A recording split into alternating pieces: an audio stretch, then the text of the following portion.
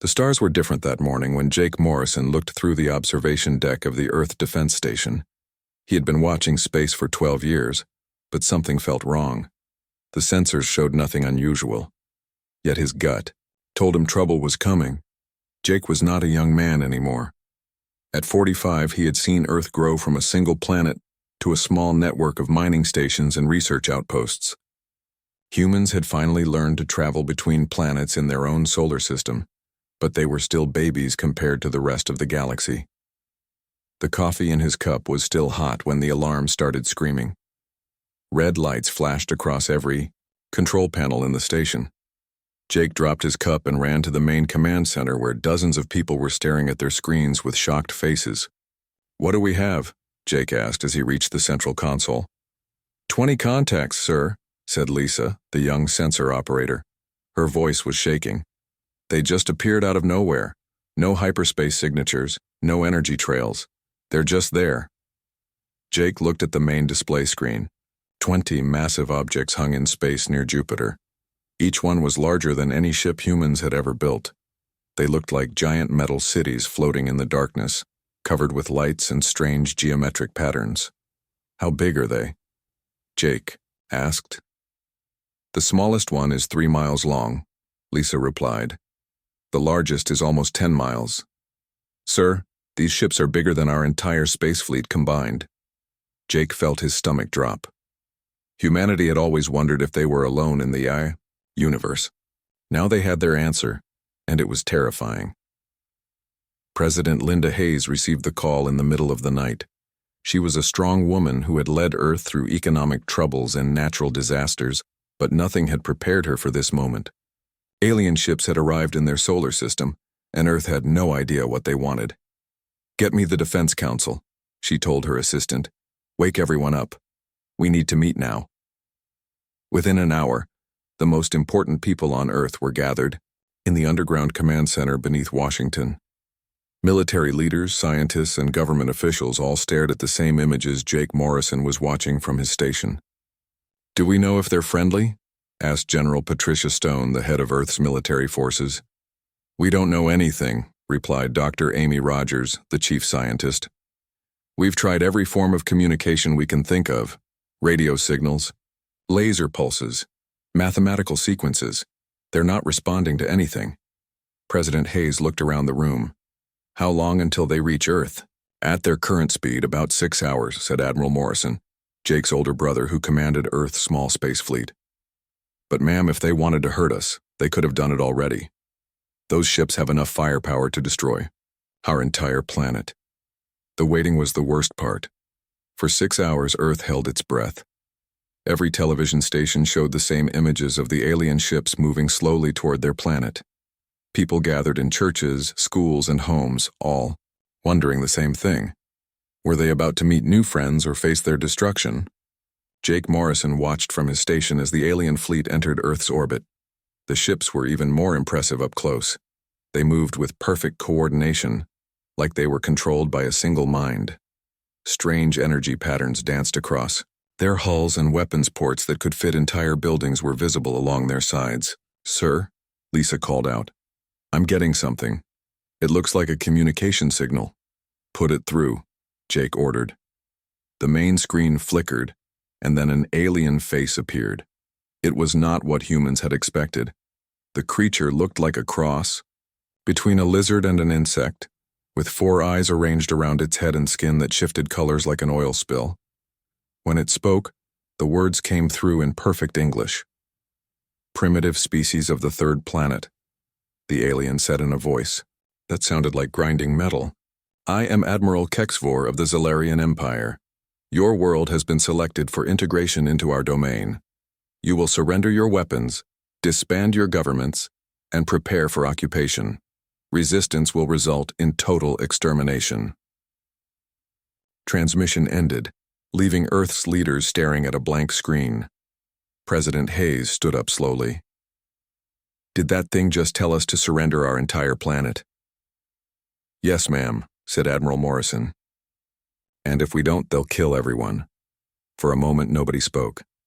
Then President Hayes walked to the communication console. "Open a channel to their fleet." "Ma'am, are you sure?" asked General Stone. "Open the channel," the president repeated. When the alien admiral appeared on screen again, President Hayes looked directly into his 4 eyes. "This is President Linda Hayes of Earth. We received your message, and here is our response: no." Admiral Kexvor's skin shifted to a darker color. "You refuse surrender? Your primitive weapons cannot harm our ships. Your people will die for this foolishness." "Maybe," President Hayes replied. "But they'll die as free humans, not as slaves." The alien admiral made a sound that might have been laughter. "So be it. You have 1 rotation of your planet to reconsider. After that, we begin bombardment." The screen went dark. Jake Morrison felt something change in that moment. Fear was still there, but it was mixed with something else: anger. These aliens had come to his home and demanded surrender without even trying to talk. They treated humans like animals to be caged or killed. He activated his personal communicator and called his brother. "Admiral, this is Jake. What are your orders?" Admiral Morrison's voice was steady. "Prepare all ships for combat. We might not win, but we're going to show these things what humans are made of." Across Earth, the same feeling was spreading. In military bases, aboard space stations, and in civilian shelters, humans were making the same choice their leaders had made. They would rather fight and lose than surrender without a battle. The Zellarian Empire had conquered 47 star systems. In every case, the local species had seen their overwhelming power and surrendered immediately. They expected humans to do the same. They were about to learn their first lesson about humanity. Humans were different from every other species they had ever met. The first alien attack came at dawn. Purple fire fell from the sky like deadly rain, turning buildings into ash and melting steel like butter. New York City burned first, then Tokyo, then London. The Zellarian ships fired their weapons with cold precision, destroying military bases and government buildings while leaving residential areas mostly untouched. Admiral Kexvor watched the bombardment from his command ship. In his experience, a show of overwhelming force usually ended resistance before it could begin. The primitive humans would see their important structures destroyed and surrender within hours. It had worked the same way on 47 other worlds. But something strange happened. Instead of surrender broadcasts, the aliens received attack warnings. Jake Morrison stood in the command center of his space station, watching Earth burn below. His hands were shaking, but not from fear. Rage filled him as he saw his home planet under attack. The aliens thought they could scare humans into giving up. They were wrong. "All ships, this is Command Station Alpha," Jake spoke into his communicator. "You are cleared to engage enemy targets. Show them what Earth is made of." The human fleet was small compared to the alien armada. 12 destroyers built from old mining equipment, powered by fusion reactors that barely worked half the time. Their weapons were simple railguns that fired metal slugs at high speed. Against alien energy shields, they should have been useless. Captain Ryan Davis commanded the destroyer Defiance. His ship was the oldest in the fleet, held together with spare parts and hope. When he received Jake's order, he smiled grimly and turned to his crew. "You heard the man," Ryan said.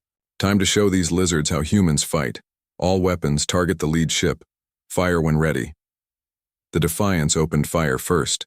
Metal slugs streaked through space at incredible speed, hammering against the alien ship's energy shields. The shields held, but they flickered under the impact. More human ships joined the attack, their weapons combining into a deadly storm of metal and energy. Admiral Kexvor felt his ship shake under the primitive weapons. His shields were holding, but the constant impacts were draining power. He had never seen such persistent attacks from newly contacted species. "Return fire," he ordered. "Destroy their pathetic fleet." The alien weapons were powerful beyond human understanding. Purple beams of energy lanced out from the massive ships, striking human vessels with deadly accuracy. The destroyer Courage exploded in a ball of fire. The Swift Arrow lost its engine section and began spinning helplessly through space. But the human attacks did not stop. The remaining ships spread out, using their smaller size to avoid the alien weapons while continuing their assault. They darted between asteroids and debris, appearing suddenly to fire their weapons before disappearing again. On Earth's surface, General Patricia Stone coordinated the defense from deep underground bunkers.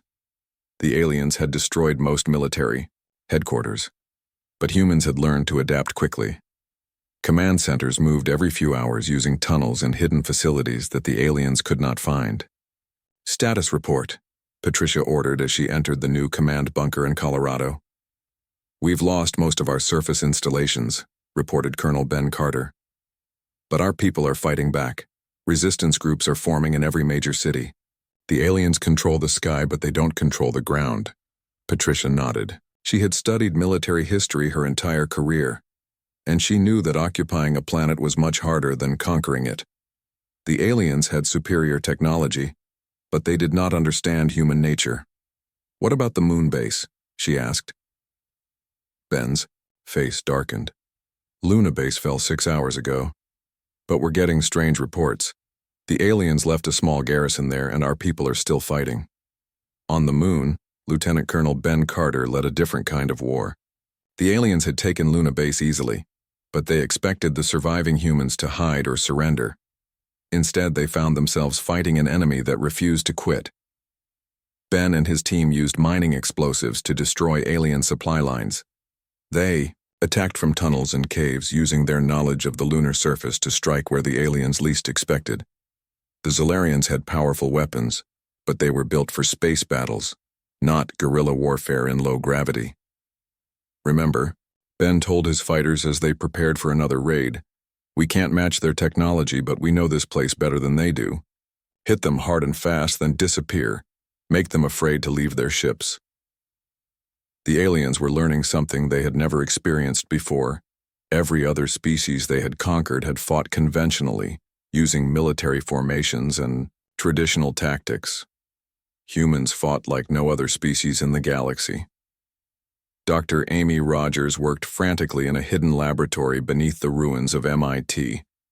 She had managed to salvage pieces of alien technology from destroyed ships, and what she found amazed her. The aliens had incredibly advanced weapons and defenses, but their designs followed predictable patterns. "They're like us 50 years ago," she told her research team. "Their technology is better, but they think in straight lines. They expect their enemies to fight the same way they do." Amy's discovery was crucial. Human engineers began developing new weapons based on alien technology, but designed with human creativity. They built smaller, faster ships that could outmaneuver the massive alien vessels. They created weapons that used the aliens' own energy, patterns against them. In space, Admiral Morrison coordinated hit-and-run attacks that frustrated the alien commanders. Human ships would appear suddenly, fire their weapons, and vanish into asteroid fields where the huge alien ships could not follow. It was like fighting ghosts. The war that Admiral Kexvor expected to end in days had lasted 3 weeks. His casualties were mounting, and his forces were spread thin across the solar system. The humans fought with a desperation he had never seen, but also with intelligence and adaptability that impressed him despite himself. The primitive species was learning faster than his computers could calculate. Every attack taught them something new about alien technology. Every defeat made them change their tactics. They were evolving as warriors in real time. For the first time in his military career, Admiral Kexvor sent a message to the Zolarian Empire requesting reinforcements. The humans were not surrendering, and he was beginning to understand why this war was different from all the others. Humans did not fight to win. They fought because they refused to lose. High Commander Zeth Kai arrived with death itself. His war fleet blotted out the stars around Earth, 300 massive ships that carried enough firepower to crack planets in half. Each vessel was a floating fortress filled with weapons that could burn entire continents to ash in minutes. The Zolarian Empire had ruled the galaxy for 10,000 years. Never before had a single star system required such overwhelming force. Admiral Kexvor's reports had been disturbing, but High Commander Zeth Kai was certain that primitive humans could not withstand the combined might of the Imperial war machine. Jake Morrison watched the alien reinforcements arrive on his sensors. The small screen could not show them all at once. He had to scroll through pages of contacts, each one representing enough destructive power to end human civilization. His coffee had gone cold hours ago, but he had forgotten to drink it anyway. "Sir," Lisa said from her station. Her voice had lost the shakiness from weeks ago. The young woman had grown harder during the war like everyone else who survived. "The new ships are taking position around Earth. They're forming some kind of bombardment pattern." Jake nodded grimly. He had expected this moment would come. The aliens had grown tired of playing games with humanity. Now they would try to end the war with brute force. President Hayes stood in the deepest bunker on Earth, surrounded by the remaining government officials and military leaders. The reinforced concrete walls were 20 feet thick, but everyone knew they would not stop planet-killing weapons. She looked around the room at faces marked by weeks of constant warfare. "How long do we have?" she asked. General Stone checked her tactical display. "The alien fleet is moving into final attack position. I estimate 6 hours before they begin systematic bombardment." "And our evacuation efforts?" Colonel Steve Parker stepped forward. He had coordinated the massive effort to move Earth's population underground and into space. His face was tired but determined. "We've evacuated 80% of major population centers," Steve reported. "Underground cities can hold maybe 50 million people. Our orbital habitats have another 10 million. But ma'am, if they really want to destroy Earth, there's nowhere we can hide everyone." President Hayes nodded. She had known this day might come. The question was whether humanity would face extinction with dignity or desperation. "High Commander." Zethkai opened communications with Earth one final time. His image appeared on screens around the planet, in bunkers and shelters where humans waited for their fate. "People of Earth," he said in his grinding voice, "you have fought bravely, but your resistance ends now. My fleet carries planet killer weapons. Surrender immediately, or I will turn your world into cosmic dust." The transmission ended, leaving humanity with its final choice. In the Colorado bunker, President Hayes looked at her advisors. "Well, do we have any options left?" Dr. Amy Rogers spoke up from the corner where she had been working quietly.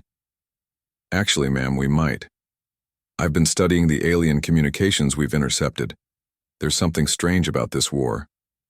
Everyone turned to look at the scientist.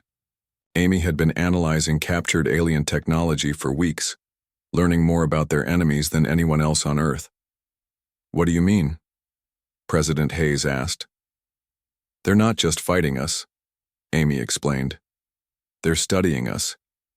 Every tactic we use, every innovation we develop, every strategic adaptation we make, it's all being recorded and transmitted back to their homeworlds." Commander Lisa Brooks, who had been promoted after showing exceptional skill in analyzing alien communications, stepped forward with a data pad. "Dr. Rogers is right," Lisa said. "I've been tracking their communication patterns. They're not just sending battle reports.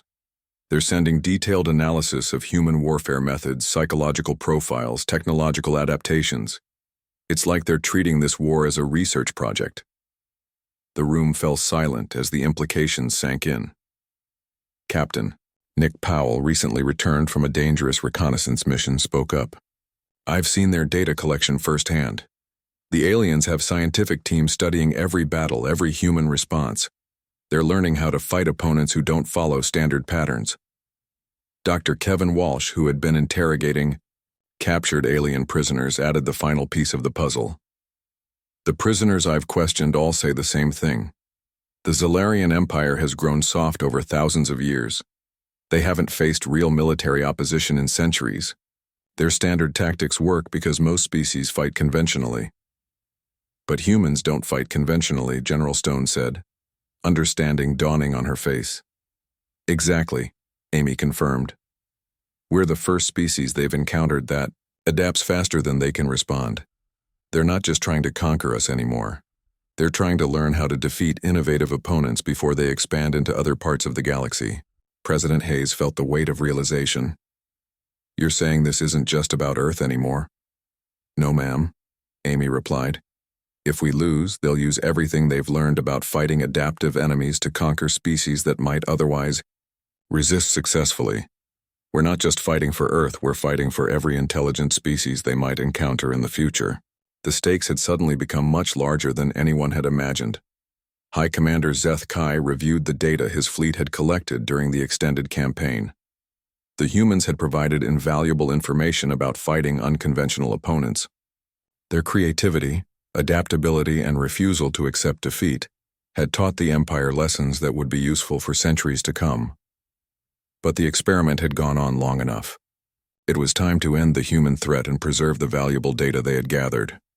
"Begin final bombardment," he ordered. "Target all population centers and military installations. I want this planet stripped of all life within 6 rotations." The massive alien ships powered up their planet-killer weapons. Energy that could burn continents began building in weapon arrays designed to end worlds. Earth had perhaps 1 hour before the bombardment began. In bunkers around the world, humans faced their darkest hour. They had fought bravely, but conventional resistance could not overcome such overwhelming force. President Hayes made one final broadcast to her people. "Citizens of Earth, we have fought well, but the end is near. However, I want you to know that our struggle has not been in vain. We have shown the galaxy that humans will never surrender their freedom. Whatever happens next, remember that we chose to fight rather than kneel." But in the depths of the Colorado bunker, Dr. Amy Rogers was working on something that might change everything. She had discovered a critical weakness in alien technology, and she was racing against time to turn that knowledge into humanity's final weapon. Dr. Amy Rogers stared at the glowing hologram in her underground laboratory. After weeks of studying captured alien technology, she had found something incredible. The massive Zalarian ships had a fatal flaw that their builders never expected anyone to discover. "The power cores," she whispered to herself, then louder to her team. "Their power cores all use the same quantum frequency. If we can create a resonance cascade, we can overload every ship at once." President Hayes rushed to the laboratory when she heard the news. Time was running out fast. The alien bombardment would begin in less than 30 minutes. "Can it work?" the president asked. Amy nodded, but her face was grim. "Yes, but there's a problem. The quantum transmitters have to be placed inside the alien formation. Someone has to get close enough to trigger the cascade manually. At that range, they won't survive the explosion." The room fell silent. They had found a way to destroy the alien fleet, but it would require a suicide mission. Commander Tony Clark stepped forward. He was a pilot who had lost his family in the first alien attack on New York. His eyes were hard, but his voice was steady. "I'll do it," Tony said. "My squadron and I have been waiting for a chance to hit back. This is it." President Hayes looked at the young commander. "Tony, you understand what this means?" "Yes, ma'am. We go in, we plant the devices, and we don't come back. But every human on Earth gets to live." Tony smiled sadly. "Seems like a fair trade to me." Within minutes, volunteers began stepping forward. Pilots, engineers, soldiers. Everyone wanted to be part of the mission. They all knew it was suicide, but they also knew it was Earth's only chance. Captain Rachel Turner was selected to pilot the final phase of the mission. She was the best pilot humanity had, capable of flying through enemy formations that would destroy anyone else. Her modified fighter had been packed with quantum transmitters and stripped of everything else to make room. "I need to reach the center of their formation," Rachel explained to the mission team. "The cascade effect works outward from a central point. If I can get to the middle of their fleet and trigger the transmitters, every alien ship will overload." At the same time, Admiral Morrison, Jake's brother, coordinated the largest human offensive of the war. Every surviving Earth ship would attack the alien fleet, creating chaos and drawing attention away from Rachel's approach. "Remember," Admiral Morrison told his captains over the communication system, "this isn't about winning the space battle. This is about getting Rachel into position. Keep those alien ships focused on you no matter what." The human fleet was tiny compared to the alien armada, 12 remaining destroyers and 30 smaller ships against 300 massive alien. vessels. But they had something the aliens did not expect. They were not trying to survive the battle. High Commander Zeth Kai watched the pathetic human attack begin. The primitive ships charged directly at his formation, their weapons blazing uselessly against superior alien shields. It was exactly the kind of desperate emotional response he expected from defeated enemies. "Destroy them all," he ordered. "Then proceed with planetary bombardment." The space battle was fierce and brief. Human ships exploded under alien fire, but they kept coming. They rammed alien vessels, used their wreckage as shields, and fought with a desperation that surprised even hardened Zalarian warriors.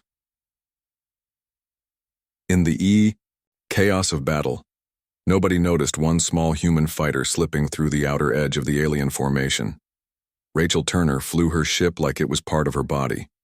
She twisted between massive alien hulls, avoided energy beams by inches, and used the confusion of battle to penetrate deeper into the enemy fleet.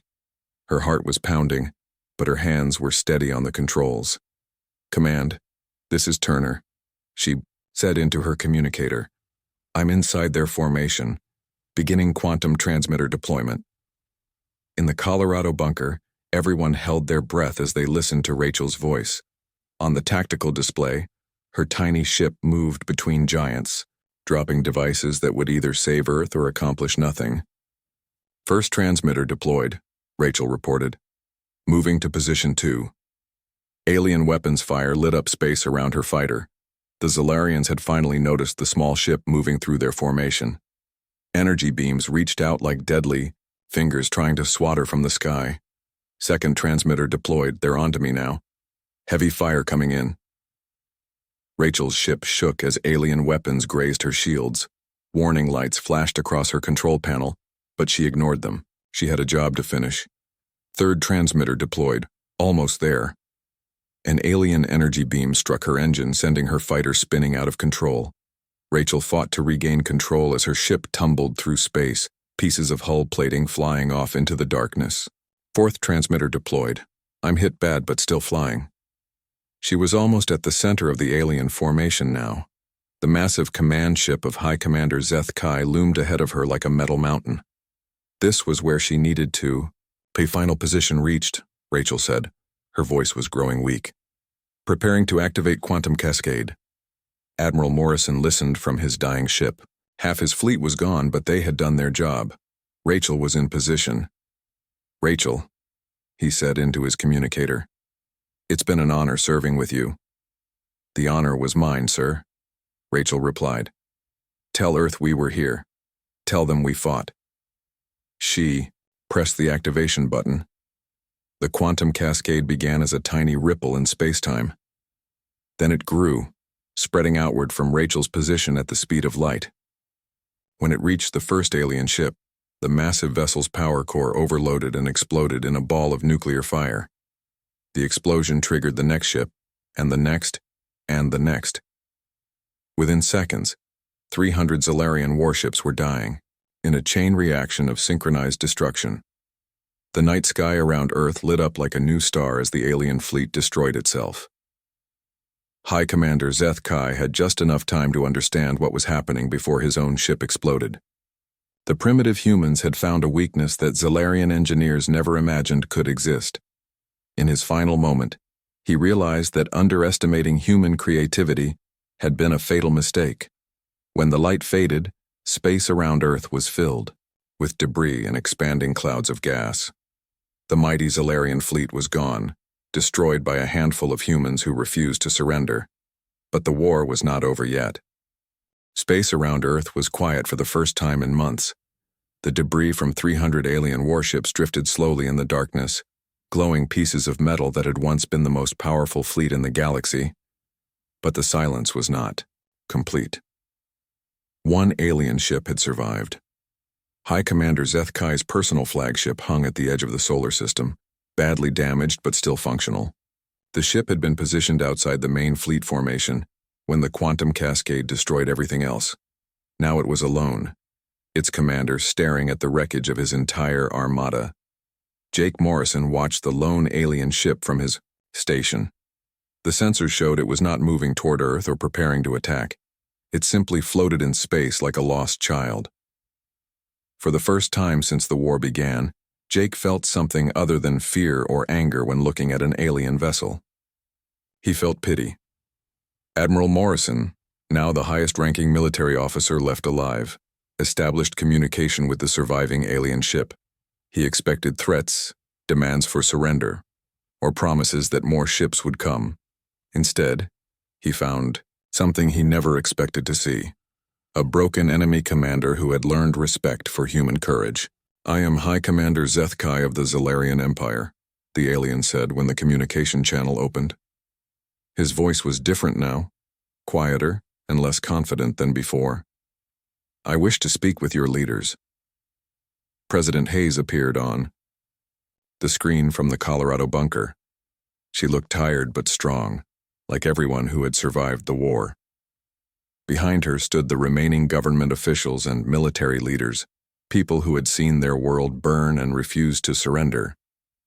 "I'm President Hayes," she said. "What do you want?" High Commander Zethkai was silent for a long moment.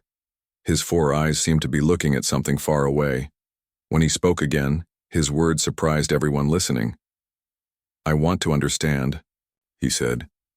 "My empire has conquered 47 star systems. We have defeated species with advanced technology, superior numbers, and powerful weapons. But we have never encountered anything like humans." "What do you mean?"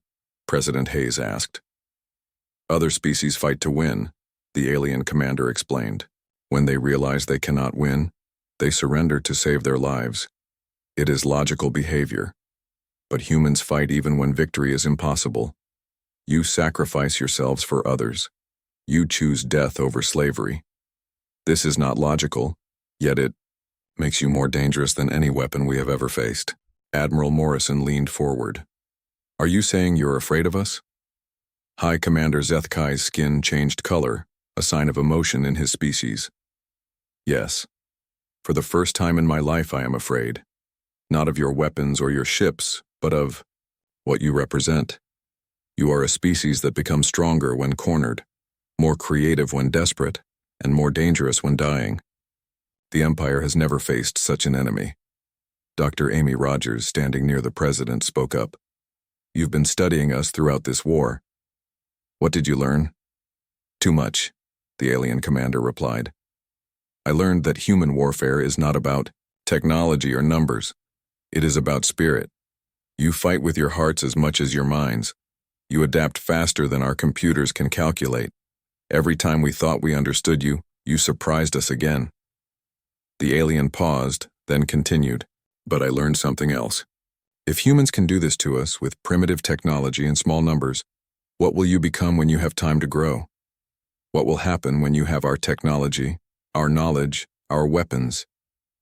President Hayes understood what he was really saying. "You're afraid we'll come after you." "Yes," High Commander Zethkai admitted. "My people have detailed records of this war. Every battle, every human innovation, every tactical adaptation. When other commanders see what you have done, to us they will reach the same conclusion I have reached, which is that humans cannot be conquered by any conventional means, that attempting to fight you results in unacceptable losses and teaches you too much about our weaknesses, that leaving you alone to develop and expand is the only safe option." Admiral Morrison stood up. "So what happens now?" High Commander Zethkai activated his ship's main communication system. "Now I send a message to every world in the Zalarian Empire. I will tell them what I have seen here. I will warn them about the species that defeated our greatest fleet with inferior technology and superior courage." The alien commander's image flickered as he began transmitting. His message would travel across the galaxy, reaching every corner of the Zalarian Empire within weeks. "To all commanders of the Imperial fleet," he began, "I am High Commander Zethkai, sole survivor of the Earth expedition. The human species cannot be conquered by conventional warfare. They adapt too quickly, fight too desperately, and learn too fast. Any attempt to subjugate them will result in unacceptable losses and the development of anti-imperial tactics that could threaten our civilization." He paused, then continued with words that would change galactic history. I am updating all star charts to mark the human solar system as forbidden territory. All ships are ordered to avoid contact with human vessels. If any Imperial forces encounter humans in space, they are to withdraw immediately and transmit this warning to all nearby commands. The alien commander looked directly at President Hayes through the communication screen. The final word of my report will be simple: flee. Any commander who ignores this warning does so at their own risk. The humans have proven they are not prey to be hunted, but predators to be avoided. The transmission ended. High Commander Zethkai's damaged ship began moving away from Earth, heading toward the edge of the solar system and the long journey home. President Hayes watched the alien ship disappear into hyperspace. Around her, the surviving leaders of humanity began to realize what had just happened. They had not only survived first contact with a galactic empire, they had forced that empire to fear them. "Ma'am," Admiral Morrison said quietly, "what do we do now?" President Hayes looked at the star charts on the wall, showing the vast galaxy beyond their small solar system. Somewhere out there were other species, other civilizations, other empires.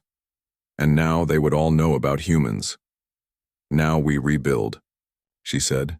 "We learn from the alien technology we captured. We expand to other star systems. We prepare for whatever comes next." She paused, then smiled grimly. "And we make sure that when humanity finally travels to the stars, we're ready for anything we might find." The war was over, but humanity's story was just beginning. The galaxy had learned a new word: human. And from that day forward, it would be a word that inspired respect, caution, and in some cases, terror. The Empire's first war against humans had ended with a single message. But flee wasn't humanity's final word to the galaxy. It was their first introduction.